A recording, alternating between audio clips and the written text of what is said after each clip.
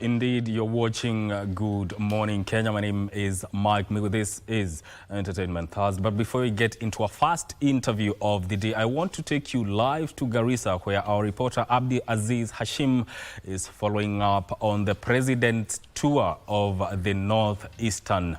Abdi Aziz Hashim is in Garissa, where he's following up on the president's tour of Northeastern.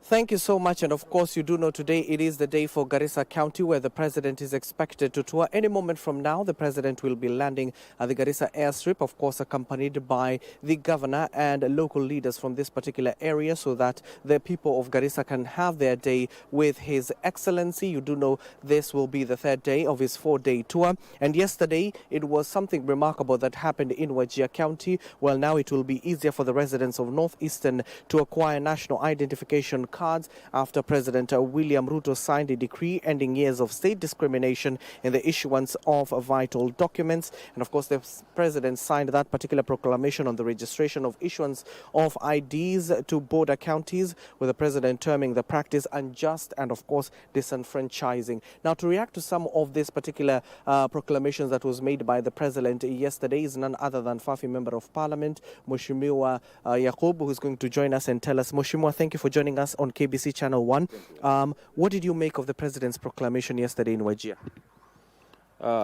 It was quite exhilarating.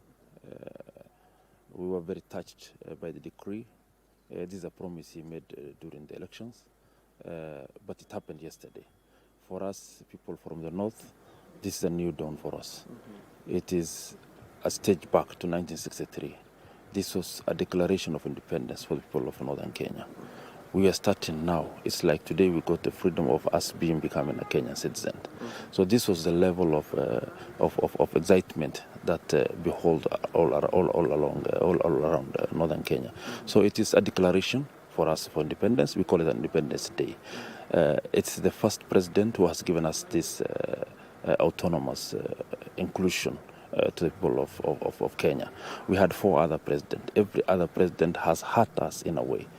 I can tell you in 1963, during the first Kenyatta reign, Mzee Jomo Kenyatta, we had the heart of succession, sessional paper number 10, we had the emergency laws. During Moi time, we got the Garissa concentration camp, the Wagala massacre, the Malkamari massacre. We were at least relieved by Moi government in that he repealed the emergency laws. During Kibaki reign, you can remember the Kasarani deportation. It was tormenting for us. During Kenyatta reign, a lot of other issues we have seen during Kenyatta reign. In fact, it was the most discriminative of the latest Jomo Kenyatta, the Uhuru Kenyatta. It was an icing for discrimination for us in terms of resources, in terms of exclusion, in terms of census. So this was a relief for us. It is the only president who has given us something to be excited of, other than hurting the people of northern Kenya. That is the level of excitement we are getting in this country. It's a newborn baby. Northern Kenya is a newborn baby. It's an inclusion. For many, they think this is it's just a matter of voting and all those things. For us, it's not voting. For us, it's not a matter of getting resources even from Kenya. For us, it's a matter of sense of belonging to this nation. Some of us, our parents, have never seen. Myself, I've never seen Somalia. Generational. We are born here. We see ourselves as Kenyans. I know nothing about Kenya. But imagine for me getting an ID, it took me 2 years. My young brother now has been sitting 3 years not getting an ID. That is the level of discrimination we are getting. Think of passports.